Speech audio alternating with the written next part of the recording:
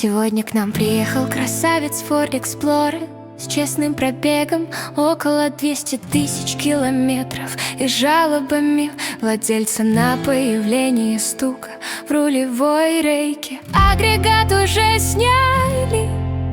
Отправляемся в электролабораторию, снимаем пыльники, которые при таком пробеге все еще стоят на родных хомутах.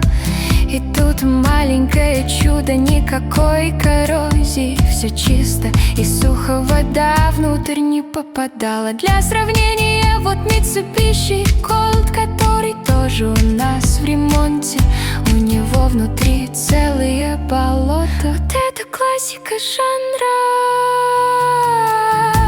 А у Explorer все гораздо проще.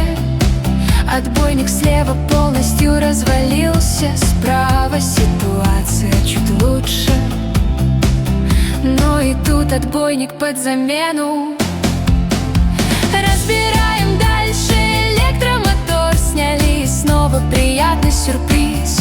Никаких окислов и грязи, ШВП тоже в порядке, нужно лишь обновить смазку. А вот и пластиковая втулка, главный виновник стука в рейке. Корпус отправляем на самую брутальную токарную обработку. Растачиваем корпус под новую усиленную втулку. Проверяем посадку, все идеально.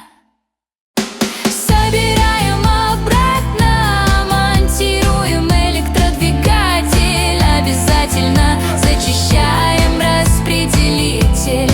Рейка снова готова к работе, без стуков и лишнего трения. Увидимся в Рейконен.